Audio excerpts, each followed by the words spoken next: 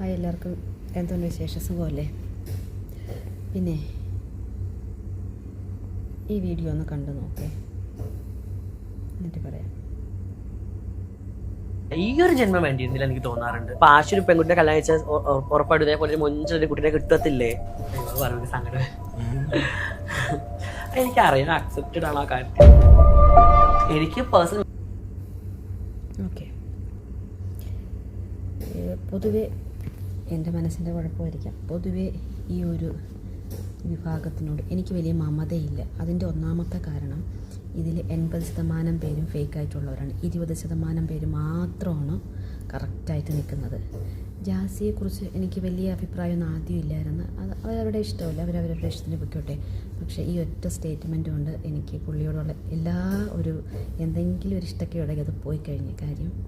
ഒരു മനുഷ്യൻ്റെ നിസ്സഹായ അവസ്ഥയാണ്.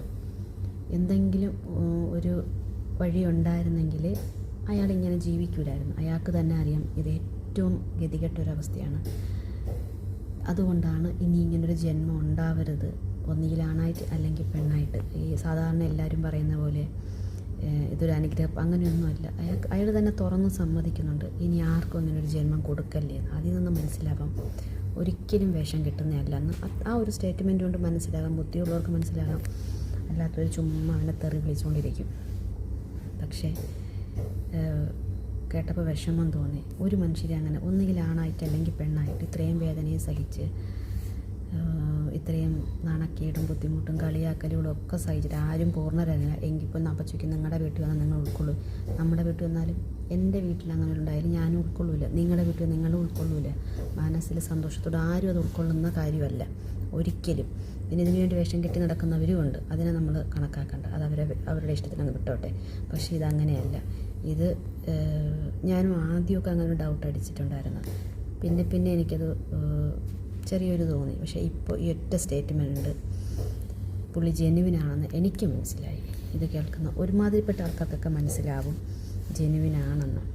പുള്ളിയുടെ ആഗ്രഹം പോലെ ഇനി ഒരു മനുഷ്യനെ കൂടി ദൈവം അങ്ങനെ സൃഷ്ടിക്കാതിരിക്കട്ടെ.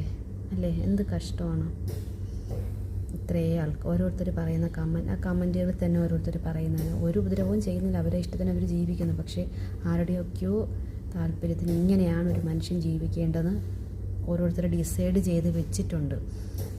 അതവരുടെ ഇഷ്ടത്തിനല്ലാത്തത് കൊണ്ട് ചുമ്മാ തെറിയഭിഷേകം നടത്തുന്നു. അവരവരുടെ ഇഷ്ടത്തിന് ജീവിച്ചോട്ടെ. അല്ല, എന്തിനാണ് നമ്മൾ ഉപദ്രവിക്കാൻ പോകുന്നത്? ഇത് കേട്ടപ്പോൾ എനിക്ക് ശരിക്കും പാവം തോന്നിപ്പോയി. പാവം, സങ്കടമായി. അകപ്പാടുള്ളൊരു പ്രതീക്ഷയാണ് അവൻ, ആശി. അതെങ്കിലും അതിൻ്റെ കൂടെ ഒത്തു പൊക്കോട്ടെ. അതിനെ പിടിച്ചെന്ന് വെച്ചാൽ കൊച്ചുകുട്ടിയെന്നല്ല അവന് വേണമെങ്കിൽ പൊക്കോട്ടെ. എല്ലാവരും പറയുന്നല്ലോ അവനെ പിടിച്ചെന്ന് വെച്ചേക്കുന്നില്ല. അവന് വേണമെങ്കിൽ അവൻ ഇട്ടിട്ട് പോകാമല്ലോ. പക്ഷെ പോയി കഴിഞ്ഞാൽ പിന്നെ ഇതില്ലാണ്ടാവും. കാര്യം വേറൊരാളും ഇല്ലാത്തൊരവസ്ഥയിലാണ്. അത് മനസ്സിലാക്കാൻ ഈ ചെറിയ വാക്കുകൾ മാത്രം മതി. എന്തായാലും നല്ലതായിട്ട് വരട്ടെ. ഇത് കണ്ടപ്പോൾ എനിക്ക് വിഷമം തോന്നി. കണ്ടിട്ട് 2-3 ദിവസമായി. അപ്പോഴത്തൊട്ട് ഞാൻ വിചാരിച്ചാണ് പറയണമെന്ന്.